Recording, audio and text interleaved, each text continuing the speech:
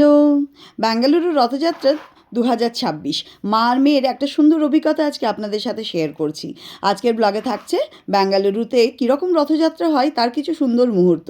আমাদের পাশের অ্যাপার্টমেন্টের এক বন্ধুর আমন্ত্রণেই আমরা গিয়েছিলাম প্রভু জগন্নাথের রথের দড়ি টানতে। ভাবলাম ঋদ্ধিকেও এই সুন্দর অভিজ্ঞতার সঙ্গে পরিচয় করে দিই।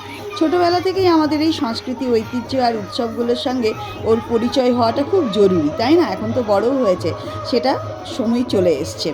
ঋদ্ধি যখন খুব ছোটো ছিল তখনই একবার মেদিনীপুরে জগন্নাথ দেবের রথের দড়ি টেনেছিল, সেটা আর এখন মনে নেই, খুব ছোট ছিল।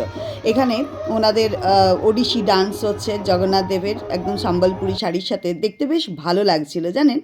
মেদিনীপুরের ওই গল্পটা যেটা বলছিলাম, জগন্নাথ মন্দির থেকে রথ বেরিয়ে এসে বা মাসির বাড়ির উদ্দেশ্যে যেত, আর সেই সময় রথ আমাদের বাড়ির সামনে দিয়েই যায় আর কি। সেই সময় ছোটোবেলাকার সেই স্মৃতিগুলো আজ আমার চোখের সামনে ভেসে উঠছিল।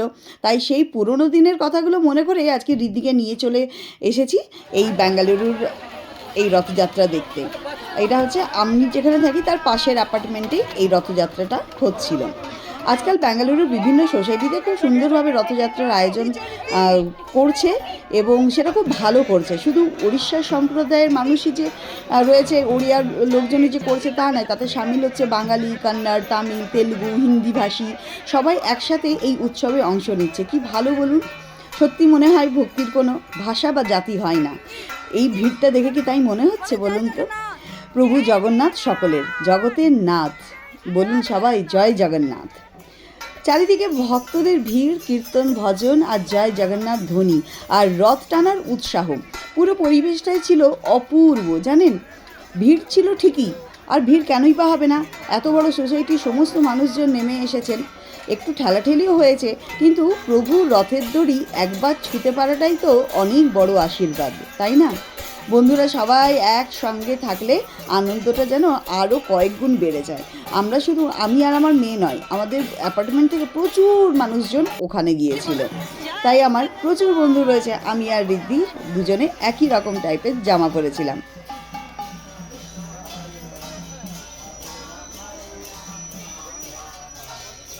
আর এই যে রথের ওপরে যে ঠাকুর রয়েছেন, জগন্নাথ দেব, সুভদ্রা দেবী এবং বলরাম দেব, এই যে আপনারা কিছুদিন আগে আমার যে বান্ধবীর বাড়িতে গিয়েছিলেন, লিনার বাড়িতে, তাদেরই বাড়ির ঠাকুর এই রথের বসে আছেন। এখানে পূজিত হন, এখানে এটা মাসি বাড়ি, এখানে 9 দিন থাকবেন, তারপরে আবার লিনার বাড়িতে চলে যাবে। আর এই ঠাকুরকেই আমি পেন্টিং করে দিয়েছিলাম লিনাকে। তো একটা শর্টস আমি আপলোড করেছিলাম, চাইলে আপনারা দেখে নিতে পারেন। এখানে সব বন্ধুরা মিলে একসাথে এই যে রথের দড়ি টানছি, কী যে ভালো লাগছে। জ্ঞানত অবস্থায় রীতি এই প্রথমবার রথের দড়ি টানলো। মানে অনেক ছোটোবেলায় টেনেছিল সেই মেদিনীপুরে, সেটা তো আর মনেই নেই, মনে না থাকারই কথা। রীতি তো খুব খুশি হয়েছে, খুব আনন্দ করেছে, পুরো এক পা হচ্ছে রথের দড়ি ধরে ধরে হচ্ছে পরিক্রমা করেছে, ছাড়েনি কিন্তু দড়ি। তবে কিছুক্ষণ পর ওর শরীরটা একটু খারাপ লাগতে শুরু করেছিল, তাই আর দেরি না করে ওকে বাড়ি নিয়ে ফিরে আসবো এটাই ভাবলাম। তবে আবার অফিস থেকে আসছে ওর পাপা, কেন কি সেও একটু রথযাত্রা দেখবে, প্রভু জগন্নাথের হচ্ছে আশীর্বাদ নেবে, সেই জন্য এর মধ্যে অফিসে শেষ করে ঋদ্ধির পাপাও চলে আসবে, তারপরে একসাথে আমরা এখান বেরিয়ে যাব বাড়ির উদ্দেশ্যে। পাশেই তো থাকি, খুব একটা দূরে থাকি না, কিন্তু বন্ধুদের সাথে সত্যি কথা বলতে এই রথযাত্রা দারুণ লাগলো। আমি ভেবেছিলাম শাড়ি পরে যাব জানেন, এই যে অফিস কাছারি করে সেই দিনটা আমার এত হচপচ হয়ে গেছে, আমার আর শাড়ি পরার সময় হয়নি। ভেবেছি উল্টো রথের দিন তো পরবো।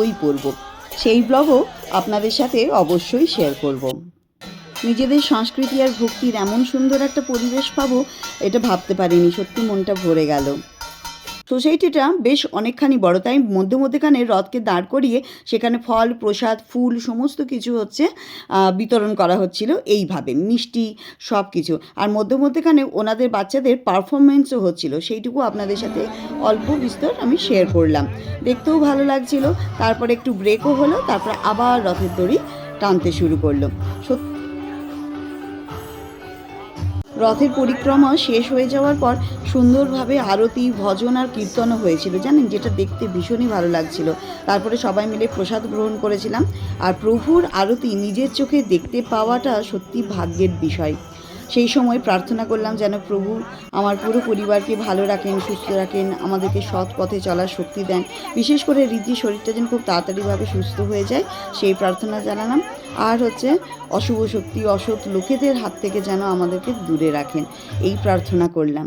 কেন কি যা দিনকাল পড়েছে তাতে মানুষ মারতে মানুষকেই ভয় লাগে না, কি আর বলবো। তাই ভগবানকে বললাম সমস্ত রকম খারাপ লোকের হাত থেকে দূরে রাখতে। আর এই হচ্ছে আমার বান্ধবী শাস্মিতা, যার আমন্ত্রণে আমরা এখানে এসেছি। এই হচ্ছে ইপ্সিতা, আর ওপাশে আছেন মৌসুমি। এরা ভীষণই আমাদেরকে ভালোবাসে এবং ওরা যে এখানে ইনভাইট করেছে, ওদেরই আমন্ত্রণে আমি ওখানে এসেছি। কিন্তু ইপ্সিতা অন্য জায়গায় চলে গেছে এখন, আগে আমাদের অ্যাপার্টমেন্টে থাকতো, আর মৌসুমি আমাদের অ্যাপার্টমেন্টেই থাকে। তো যাই হোক, আমরা ভীষণ সুন্দরভাবে রথযাত্রা সেলিব্রেশন করলাম, রথের দড়ি টানলাম, খুব সুন্দর একটা অভিজ্ঞতা। ঋদ্ধিরও খুব ভালো লেগেছে, আমারও ভালো লেগেছে। বন্ধু বান্ধবদের সাথে এইটুকু জিনিস করলাম, ভগবানের কৃপা পেলে এবার সব কিছু ভালো হবে। আর সব শেষে এখানে ভীষণ সুন্দরভাবে কীর্তন হচ্ছিল, যেটা দেখতে সত্যি দাঁড়িয়ে দাঁড়িয়ে খুব ভালো লাগছিল।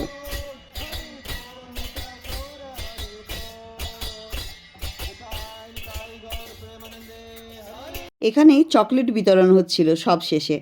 আমাদের আবার আরেকটা বড় দায়িত্ব আছে, আপনারা তো জানেন আমার বাড়িতে একটা ছোট্ট জগন্নাথের রথ রয়েছে। সেটা আমার মা 11 মাস বয়স ছিল যখন ঋদ্ধি, তখন ওকে দিয়েছিল। তো প্রতি বছর আমরা ওটা রথটা টানি, রথের মাসি বাড়ি যাই। কিন্তু এইবার ঋদ্ধি শরীর খারাপ হয়ে যাওয়াতে আমরা আর মাসি বাড়ির সাথে কন্ট্যাক্ট করতে পারিনি, কিছু করতে পারিনি, মানে আমার কোনো বন্ধুর বাড়িতেই যাই আর কি। আমি এত ব্যস্ত ছিলাম সেটা হয়নি। যাই হোক, সেটাকেও এখন বের করতে হবে। সন্ধেবেলা প্রদীপ জ্বালিয়ে ফুল দেবো, তাকে রথকে সাজাবো, বাড়ির ঠাকুরের আশীর্বাদ নিয়ে আবার হচ্ছে কি যে ওটা রথটাকে টানতে হবে। এই যে ঋদ্ধির পাপাও চলে এসছে। সব মিলিয়ে ব্যাঙ্গালুরুর এই রথযাত্রার অভিজ্ঞতা আমাদের মা মেয়ের কাছে খুব সুন্দর ছিল। আপনারা কিভাবে রথযাত্রা উদযাপন করলেন আমাকে অবশ্যই জানাবেন। আর ব্লগটা আমি এখানেই শেষ করছি। সবাই বলুন জয় জগন্নাথ।